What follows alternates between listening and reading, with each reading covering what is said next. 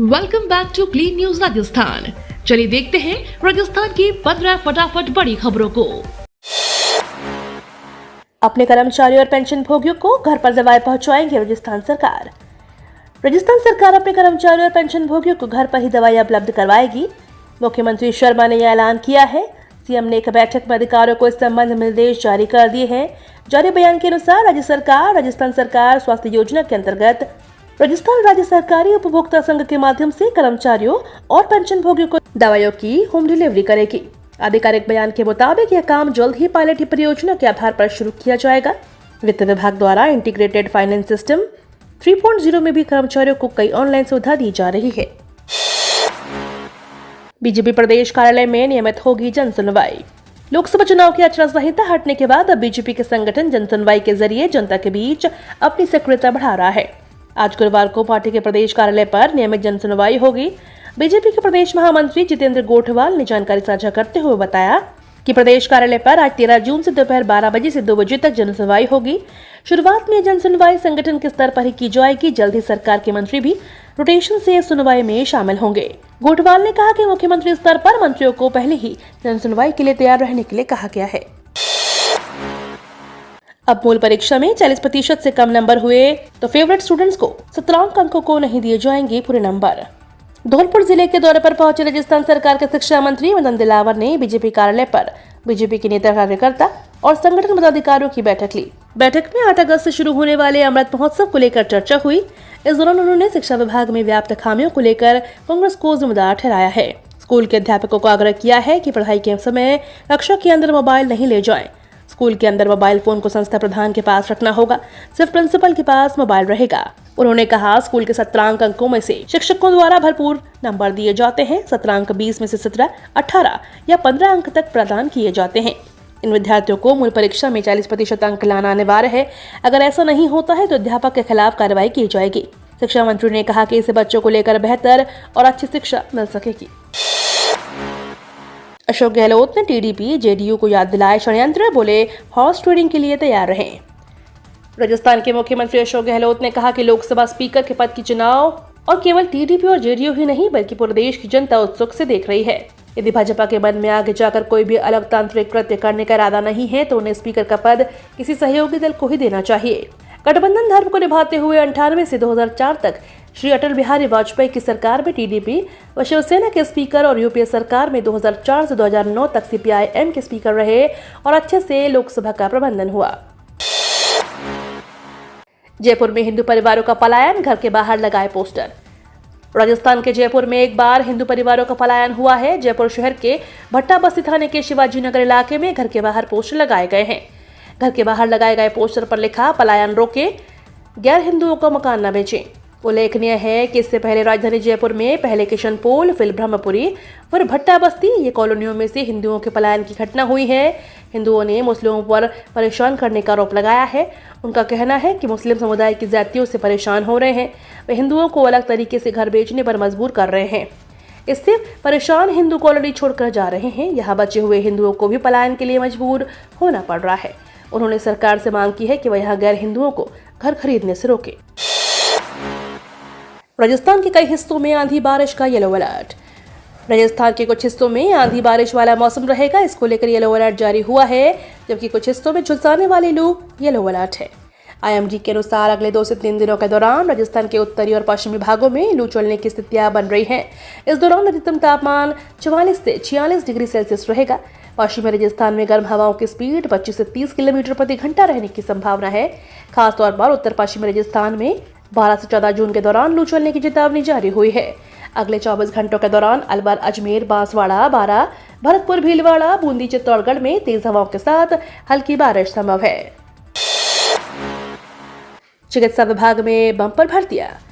राजस्थान में युवाओं के भविष्य के दृष्टिगत चिकित्सा एवं स्वास्थ्य विभाग के विभिन्न पदों पर भर्तियों का काम मिशन मोड पे पूरा किया जा रहा है।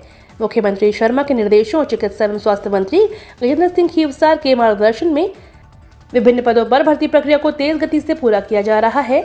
चिकित्सा मंत्री नियमित रूप से भर्तियों की समीक्षा कर रहे हैं। इसी दिशा में लैब टेक्नीशियन और सहायक रेडियोग्राफर की अंतिम चयन सूची जारी कर दी गई है। फार्मासिस्ट कैडर की प्रोविजनल सूची भी जारी होगी। राजस्थान लोक सेवा आयोग की ओर से 200 खाद्य सुरक्षा अधिकारियों के पदों के लिए अंतिम वरीयता सूची जारी कर दी गई। इसी प्रकार कर्मचारी चयन बोर्ड ने एएनएम के 3058 पदों के लिए भी परिणाम जारी कर दिया। बैंकों में 10,000 पदों पर एक साथ होगी भर्ती। नौकरी की तलाश कर रहे युवाओं के लिए अच्छा अवसर आया है। क्षेत्रीय ग्रामीण बैंकों में बम्पर भर्ती निकाली हुई है। एक साथ करीब 10,000 पद भरे जाने हैं। इन पदों के लिए 21 से 40 साल तक के लोग अप्लाई कर सकते हैं। बैंकिंग क्षेत्र में करियर बनाने की चाह रखने वाले युवाओं के लिए ग्रामीण बैंकों में आरआरबी क्लर्क, पीओ मैनेजर और सीनियर मैनेजर के 10,000 पदों पर भर्ती निकली है। इच्छुक लोग 27 जून तक आवेदन कर सकते हैं। आपकी जेबों पर पड़ने वाला है असर। राजस्थान में वन्य जीव पर्यटन होगा महंगा। प्रदेश में वन्य जीव पर्यटन महंगा होने जा रहा है। राजस्थान के रणथंभौर, सरिस्का आदि टाइगर रिजर्व सहित सभी संरक्षित वन क्षेत्रों में प्रवेश के लिए दरें बढ़ा दी गई हैं। नई दरें 15 जून से लागू हो जाएंगी, जो अगले 2 वर्ष तक जारी रहेंगी। राजस्थान वन विभाग के प्रधान, मुख्य वन संरक्षक और मुख्य वन्य जीव प्रतिपालक ने प्रदेश के बाघ परियोजनाओं और संरक्षित वन क्षेत्रों में प्रवेश की दरें बढ़ा दी हैं। यह दरें न केवल पर्यटकों के प्रवेश पर बढ़ाई गई हैं, बल्कि वाहनों के आवागमन को लेकर भी दरें बढ़ाई गई हैं। वसुंधरा राजे बेहतरीन लीडर। कांग्रेस सांसद राहुल कांसवा ने पूर्व सीएम की जमकर तारीफ की। लोकसभा चुनाव में टिकट कटने से नाराज भाजपा छोड़कर कांग्रेस की टिकट पर चुरू लोकसभा सीट से चुनाव लड़ने वाले राहुल कांसवा ने भाजपा के वरिष्ठ नेता और राजस्थान की 2 बार मुख्यमंत्री रही वसुंधरा राजे की जमकर तारीफ की। राज्य की तारीफ करते हुए कांसवा ने कहा कि वह उनके बहुत बड़े प्रशंसक है, वो सही मायने में लीडर हैं। कांग्रेस में शामिल होने के बाद भी मेरे मन में पूर्व मुख्यमंत्री राज्य के प्रति पूरा सम्मान है। भले ही हम अलग अलग पार्टियों में हैं, लेकिन वह विपक्षी संसद होने के नाते केंद्र सरकार के खिलाफ जनता के मुद्दों को लेकर संघर्ष करता दिखूंगा।